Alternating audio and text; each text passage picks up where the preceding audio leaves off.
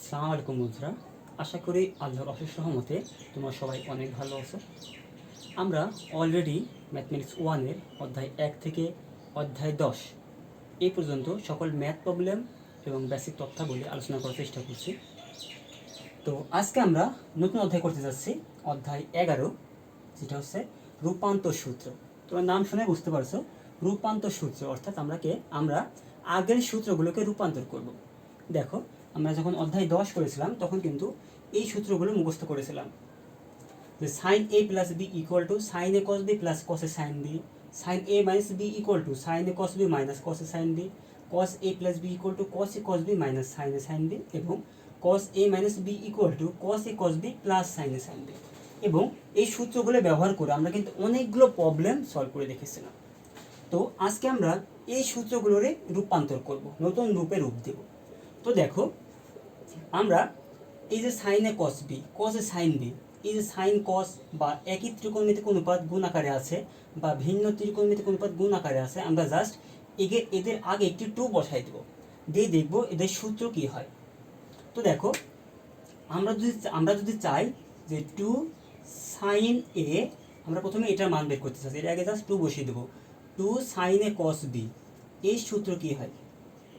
দেখো, আমরা যদি two sine A cos B এই সূত্র বের করতে চাই, তাহলে আমাকে কী করতে হবে? দেখো তো, এই 1 নম্বর সমীকরণ এবং 2 নম্বর সমীকরণ যদি যোগ করি, 1 নম্বর সমীকরণটি এবং 2 নম্বর, আচ্ছা আমি কয়েকটা করে তোমাদের দেখাই দিই। যে 1 নম্বর সমীকরণ কী ছিল?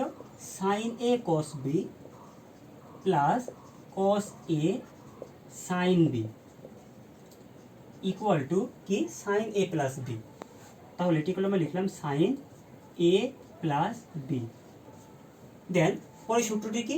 Sine A minus B equal to sine A cos B minus cos A sine B. তো পরের সূত্রটি যদি আমরা লিখি, sine A cos B minus cos A sine B equal to, এটা আমার ছিল sine A minus B.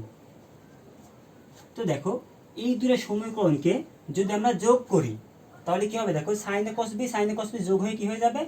Two sine A cos B হয়ে যাবে, two sine A cos B হয়ে যাবে। আর এই যে কস এ সাইন বি কেটে যাবে, আর ডান পাশে আমার থাকবে কি? ডান পাশে থাকবে sine A plus B, sine A plus B plus sine A minus B, sine A minus B. দেখো, যেতে দুটো যোগ করেছি তাই sine A plus B plus sine A minus B হয়েছে। আর লেফট হ্যান্ড সাইড আমার হয়েছে কি?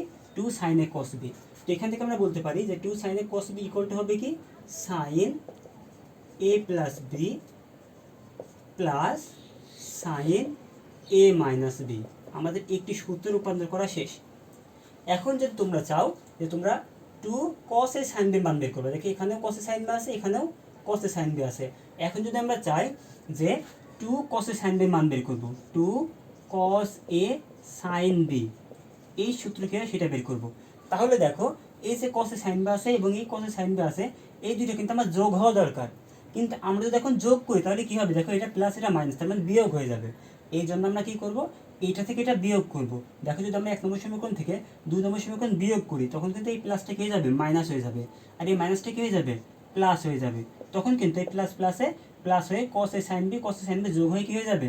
Two cos A sine B হয়ে যাবে। আর এখানে plus sine A cos B R minus sine A cos B তখন কি হয়ে যাবে? কেটে যাবে। কেটে গেলে এটা বাদ চলে যাচ্ছে। তখন আমরা পাচ্ছি কি? লেফট হ্যান্ড সাইডে পাচ্ছি two cos A sine B. R right hand সাইডে কি পাচ্ছি? দেখো, এটা থেকে আমরা কিন্তু এটা বিয়োগ করেছি, তার মানে রাইট হ্যান্ড সাইডে আমরা পাচ্ছি কি? Sine A plus B minus sine A minus B, minus sine A minus B. তাহলে দেখো, আমরা কিন্তু আরও একটি সূত্র পেয়ে গেলাম, যে two sine A cos B equal to পেয়েছিলাম এই দুটো যোগ করে sine A plus B plus sine A minus B, আর এই দুটাকে বিয়োগ করে পেলাম two cos A sine B সূত্র, এবং সেটা হলো sine A plus B minus sine A minus B. তার মানে আমরা সূত্র লিখতে পারি যে two cos A sine B সূত্র হচ্ছে two cos A sine B, এই সূত্র হবে আমার কি? Sine A plus B minus sine A minus B. তাহলে আমাদের কিন্তু আরও একটি সূত্র রূপান্তর করা হয়ে গেল। এখন দেখো, তাহলে এই দুইটা আগে আমরা টু গুণ করে করে এইগুলো সূত্র আমরা রূপান্তর করে ফেললাম। এই চারটার সূত্র রূপান্তর করা শেষ।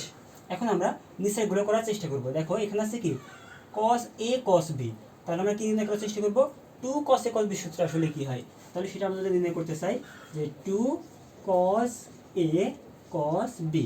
এটা আমি তোমাদেরকে বের করে দেখাবো না, অলরেডি যেহেতু দুটা বের করে দেখাইছি, জাস্ট মুখে বলবো। দেখো কস এ কস বি, আমরা যদি 2 cos a cos b আনতে চাই তাহলে দেখো আমাকে এই দুটো সমীকরণ যোগ করতে হবে, 3 এবং 4। এই দুটো যদি যোগ করি তাহলে কি হয়ে যাবে, cos a cos b যোগ করলে হয়ে যাবে কি 2 cos a cos b। আর এই যে মাইনাস প্লাস, তাহলে দুটো কেটে যাবে, তাহলে লেফট হ্যান্ড সাইডে আমার কি থাকবে, cos a plus b plus cos a minus b। তো লেফট হ্যান্ড সাইডে আমার কি হবে, cos a plus b plus cos a minus b। তার মানে আমরা 3 এবং 4 যদি যোগ করি তাহলে আমরা 2 cos a cos b সূত্র পেয়ে যাব। এখন যদি আমরা চাই যে আমরা 2 sin a sin b সূত্র বের করব, তাহলে দেখো আমার কি করতে হবে, উপরে আছে মাইনাস আর নিচে আছে প্লাস। এই জন্য আমরা কি করব, 4 থেকে 3 বিয়োগ করব। 4 থেকে 3 বিয়োগ করব। কেন 4 থেকে 3 বিয়োগ করছি, কারণ আমরা চাচ্ছি যে এটা মাইনাস নয় কি হয়ে যাক, প্লাস হয়ে যাক। যেহেতু মাইনাস আছে 3 নম্বর সমীকরণে, এই জন্য আমরা কি করছি, 3 নম্বর সমীকরণকে বিয়োগ করছি। তাহলে যদি আমরা 3 নম্বর সমীকরণ দিয়ে বিয়োগ করি তাহলে বিয়োগটি কি হয়ে যাবে, অবশ্যই যোগ হয়ে যাবে না। তখন বিয়োগ করলে আমরা জানি বিয়োগ করলে চিহ্ন পরিবর্তন হয়, তাহলে বিয়োগটি হয়ে যাবে যোগ হয়ে যাবে, আর এই যোগটি কি হয়ে যাবে, বিয়োগ হয়ে যাবে। আর এখানে যোগ ছিল কি হয়ে যাবে, বিয়োগ হয়ে যাবে। তাহলে দেখো এখন যদি আমরা এটা থেকে এটা বিয়োগ করি তাহলে প্লাস আর প্লাস কি হয়ে যাবে, প্লাস হয়ে যাবে। তাহলে সাইনে সাইন বি আর সাইনে সাইন বি কি হয়ে যাবে, 2 সাইনে সাইন বি হয়ে যাবে। তাহলে আমরা কি পাইলাম, 2 সাইন এ সাইন বি পেয়ে গেলাম। কি করে পাইলাম এটা, 4 থেকে 3 বিয়োগ করে। আর এখানে আছে প্লাস, এখানে আছে মাইনাস, তার মানে cos a cos b কেটে যাবে, তাহলে এটা কিন্তু আর থাকলো না। আর লেফট হ্যান্ড সাইডে কি থাকছে, cos a minus b minus cos a plus b।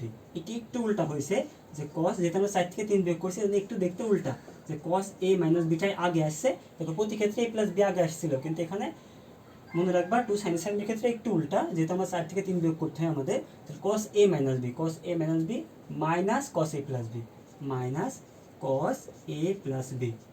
দেখো তোমরা এতদিন ধরে অনেক কিন্তু এই সূত্রগুলো মুখস্থ করতে অনেক ঝামেলায় পড়তা, যে কী করে মুখস্থ রাখবে এই সূত্রগুলো, মনে রাখতে কষ্ট হতো। কিন্তু এই সূত্রগুলো কিন্তু তোমাদের মনে থাকে। তো তোমরা দেখো খুব ইজিলি জাস্ট এই সূত্রগুলো থেকে কিন্তু এই 4টা সূত্রের রূপান্তর করতে পারো। আশা করি বুঝতে পেরেছ। তো আমরা আরও কিছু সূত্রে রূপান্তর করার চেষ্টা করব। দেখো এখন আমরা আরও কিছু সূত্র মুখস্থ করি। কোন সূত্রগুলো দেখো আমরা মুখস্থ করি, সাইন সি প্লাস সাইন ডির সূত্র, সাইন সি মাইনাস সাইন ডির সূত্র, কস সি প্লাস কস ডির সূত্র এবং কস সি মাইনাস কস ডির সূত্র। ওগুলো কিন্তু আমরা মুখস্থ করি এবং অনেক সময় ভুল হয়ে যায়। তো আমরা এখন চেষ্টা করবো ওগুলো কীভাবে ক্যালকুলেশন করা যায় সেটা বের করার। তো দেখো আমরা ধরে নেব যে দেখো প্রতি ক্ষেত্রে আমার কি আছে, এ প্লাস বি আছে এবং এ মাইনাস বি আছে। তাহলে আচ্ছা আমরা যদি science plus sine D, science minus sine D এই সূত্রগুলো যদি আগে লিখে ফেলি তাহলে তোমাদের বুঝতে একটু সুবিধা হবে। এই জন্য আমি কী করবো, সূত্রগুলো আগে লিখে ফেলি।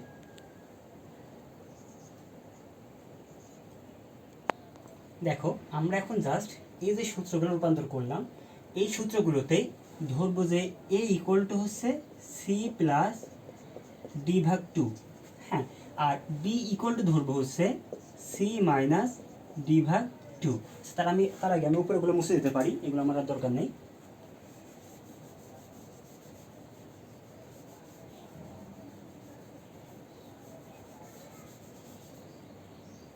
তাহলে আমরা লিখলাম কি, A equal to C plus D ভাগ 2 আর বি ইকুয়াল টু দেখলাম সি মাইনাস ডি ভাগ 2। এটা আমরা ধরে নিব, ঠিক আছে।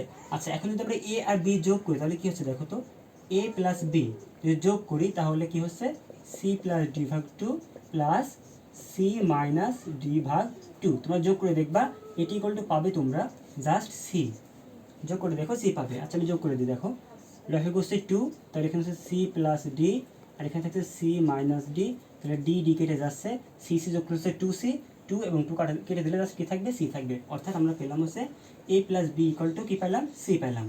একইভাবে যদি আমরা এ থেকে বি বিয়োগ করি তখন পাবো ডি।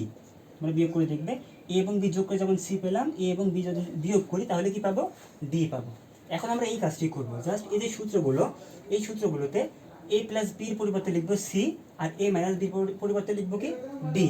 জাস্ট উল্টা করে লিখবো এখন আমরা সূত্রগুলো। দেখো এখানে কি আছে, এখানে আছে সাইন এ প্লাস বি।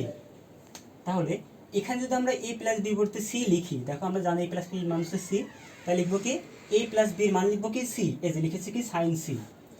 আর দেখো sine A minus B, A minus বির মান কি ডি, তাই লিখেছি কি সাইন ডি। তাহলে sine C plus sine D equal to কী হবে, লেফট হ্যান্ড সাইড হবে, লেফট হ্যান্ড সাইডে কী আছে, 2 সাইন এ কস বি, আমি সেটা লিখেছি টু সাইন এ মানে আমরা জানি কি এ মানে হচ্ছে সি প্লাস ডি ভাগ টু, তাই লিখেছি টু সাইন এ মানে হচ্ছে সি প্লাস ডি ভাগ টু, আর বি মানে হচ্ছে সি মাইনাস ডি ভাগ টু। একইভাবে পরবর্তীটা দেখো, sine A plus B minus sine A minus B. তো সাইন এ প্লাস বি মানে আমরা কি জানি সি, তাহলে sine C minus sine A minus B মানে হচ্ছে ডি, তাহলে sine C minus sine D. সেই সূত্র আমরা লিখেছি sine C minus sine D equal কী হবে two cos A sine B. তাহলে কী হবে টু কস এ, এ মানে কি এ মানে সি প্লাস ডি ভাগ টু, আর বি মানে কি বি মানে হচ্ছে সি মাইনাস ডি ভাগ টু, সেটা আমরা লিখেছি two cos C plus D ভাগ two into sine C minus D ভাগ টু। একইভাবে পরবর্তীগুলোও সেই কাজটি করেছি। জাস্ট এক্সচেঞ্জ হচ্ছে কোথায় দেখো, এই যে two sine A sine B equal to cos A minus B minus cos A plus B, এটার ক্ষেত্রে একটু পরিবর্তন হয়েছে। কি হয়েছে এখানে সাইন সি প্লাস ডি ভাগ টু আসছে আর into sine D minus D ভাগ টু আসছে। প্রতি ক্ষেত্রে C plus D by two C minus D by two, C plus D by two C minus D by two, C plus D by two C minus D by two. এটার ক্ষেত্রে একটু ব্যতিক্রম। কেন ব্যতিক্রম? আমরা যখন এটা থেকে এটা রূপান্তর করেছিলাম তখন দেখছিলাম ব্যতিক্রম। তো এই ব্যতিক্রমটা আমাদের মনে রাখতে হবে যে এখানে হয় D minus C by two. এরও কারণ আসলে আছে। কারণ কি দেখো, আমাদের প্রতি ক্ষেত্রে এগুলোর ক্ষেত্রে এ প্লাস বি আগে, এ প্লাস বি আগে, এ প্লাস বি আগে, কিন্তু এটার ক্ষেত্রে দেখো এ মাইনাস বি আগে। এই জন্য আমরা যদি এ প্লাস বিকে আগে নিয়ে আসতে চাই আমাদেরকে কী করতে হয়, এখান থেকে আগে মাইনাস কমন নিতে হয়।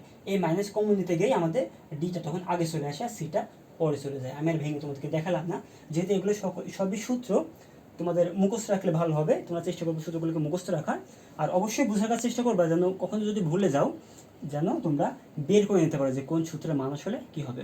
ওকে, আশা করি তোমরা সূত্রগুলো বুঝতে পেরেছো। তো আমি আমার পরবর্তী লেকচার ভিডিওগুলোতে এই অধ্যায়ে যে ম্যাথ প্রবলেমগুলো আছে এগুলো পর্যায়ক্রমে সলভ করার চেষ্টা করব। ওকে, এতক্ষণ আমার সঙ্গে থাকার জন্য ধন্যবাদ।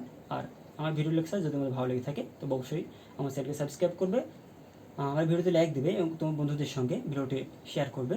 আর তোমাদের যে কোনো প্রবলেম আসলে শেয়ার করার জন্য আমার ফেসবুক পেজ এবং ফেসবুক গ্রুপ সিএসসি ফ্যামিলিতে তোমরা অ্যাড হতে পারো।